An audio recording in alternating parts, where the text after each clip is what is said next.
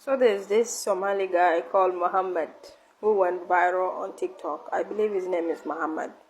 Muhammad said he was crossing the border and they were harassing him, asking him for $700 instead of the 50 that everybody pays.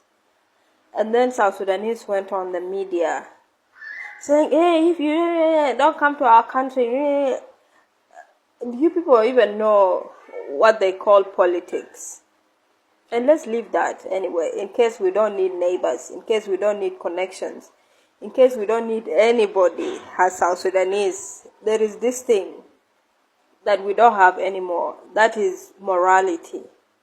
The truth is, if you've ever traveled and crossed the border, you will see how foreigners are treated in the South Sudanese border. They treat them like trash. They ask them for money that makes no sense. There was a guy who I met. We were in the bus together and they were asking him, he bought a computer for school, let's say, I think he said 4 years ago. And they were asking him for a receipt for that computer to show that he owns the computer or he pays $500. Muhammad from Somalia is saying the truth. They asked him for that amount of money. Yes, there are people who are working at the border, at the immigration office, that are good people, but most of them are bad people. Most of them treat visitors badly. They ask them for money anyhow.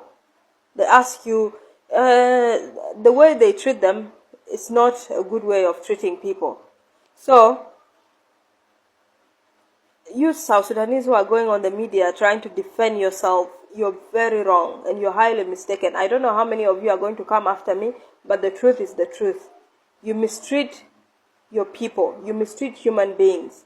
South Sudanese, we never used to be like this. We never used to care what somebody owed, or what they had. We didn't care who they were, but we used to be kind. Now we're just thirsty people, hungry people who are after others with their claws out. We're not the same people anymore. So you people who are denying this thing, that this thing did not happen to this guy, you must be crazy. You have lost your head. You're not okay. People who cross the border, they cross it with a hustle. They go through a lot. And for me, I'm one person who uses that border a lot. Now Ugandans have started too. Last time, before we used to come as South Sudanese from Uganda, even if our documents are expired, they just tell us to go. But today, we have to pay. They have to make us suffer because we make their own people suffer. So the rest of us are paying. South Sudanese, we need to change. When someone does wrong, call them out for it. Stop covering up.